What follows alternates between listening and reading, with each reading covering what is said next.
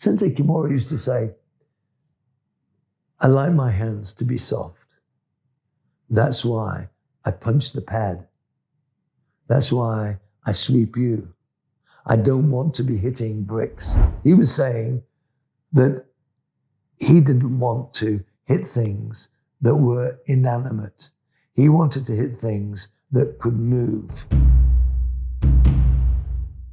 What's your approach to the continuous improvement? How do you balance that rigorous repetition with a mindful practice? Okay, let me explain it this way. There is a concept in training which talks about training to the point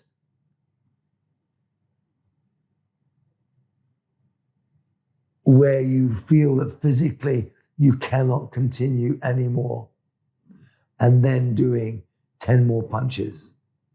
So in other words, extreme training. The extreme training could be hitting the Makiwara 100 times. The extreme, Fujimoto Sensei, he was a Shitoryu practitioner.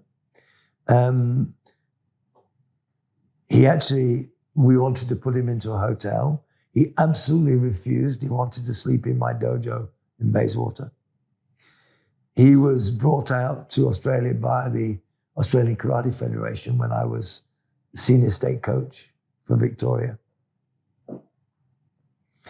And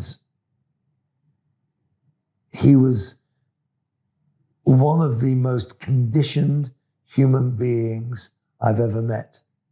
I arrived at the dojo.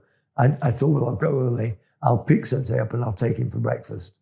Okay. I arrived at the dojo, and in the middle of the dojo floor, there was a steel post. And he was kicking the steel post with his shin. He used to practice, he would take bamboo and he would tie it top and bottom.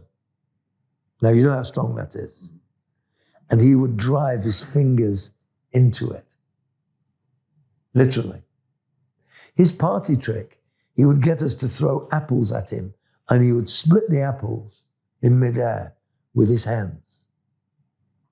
He was a lethal weapon from the tip of his fingers to the tip of his toes.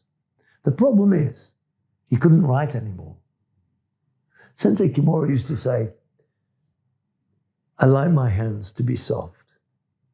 That's why I punch the pad. That's why I sweep you. I don't want to be hitting bricks. Now, it was Bruce Lee that said the problem with breaking bricks is that bricks don't fight back. Sensei Kimura felt exactly the same thing. He was saying it before Bruce Lee said it. He was saying that he didn't want to hit things that were inanimate. He wanted to hit things that could move. He didn't spend hours hitting a Makiwara and so on. He spent his time hitting the pad, moving, setting the gear, and so on. That's what we do.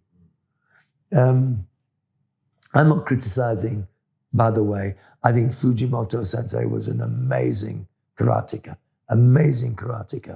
But there is a yin and a yang to everything that we do. As great as Kimura Sensei was, if he had the necessity, for whatever reason, to use nukete, he would not be as destructive as using saiken. Fujimoto Sensei was lethal whatever he used. So there is a yin and a yang to everything that we do. The way that we train produces the warrior that we can be.